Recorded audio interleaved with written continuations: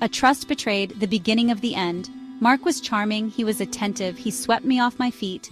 We met at a coffee shop, a chance encounter that blossomed into what I believed was love. He was everything I ever wanted, or so I thought. Our relationship was intense. We spent hours talking, sharing our dreams, our fears, our lives. He was my confidant, my rock. I trusted him completely. Never did I imagine that beneath that charming exterior lurked a web of deceit. Looking back, there were signs, subtle inconsistencies, a missed call here, a vague explanation there. At the time, I dismissed them. I was blinded by love, by the fairy tale I had constructed in my mind. I was about to face a harsh reality. Red flags and racing hearts unveiling the truth. It was a Thursday evening. Mark said he had a work emergency.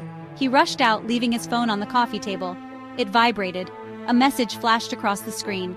"Hope you're having fun on your business trip, babe. Can't wait for you to get home." My stomach lurched. My head spun. Who was this woman? Why did she think Mark was on a business trip? 1,000 questions flooded my mind, each one more terrifying than the last. Fear turned to anger. Betrayal cut through me like a knife. The man I loved, the man I trusted, was living a double life, and I was the fool who didn't see it. Unraveling the web of lies, a painful pursuit. I had to know the truth. That night I didn't sleep. I scoured social media, piecing together fragments of his lies. I found her, Sarah, wife, mother. Her life, a carefully curated online persona, a stark contrast to the secret life Mark was leading. The more I uncovered, the sicker I felt. Photos, messages, a trail of digital breadcrumbs leading me deeper into his web of deceit. Each discovery was a punch to the gut, a cruel reminder of my own naivete. The evidence was overwhelming. Mark wasn't who he pretended to be. He was a liar, a cheat, a master manipulator, and I was determined to confront him. He arrived home late the next day.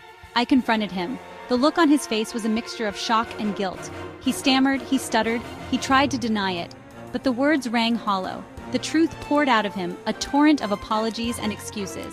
He claimed it was a mistake, that he loved me. But how could he love me when he was living a lie? When he was betraying another woman, his wife? I saw him then, truly saw him, for the first time.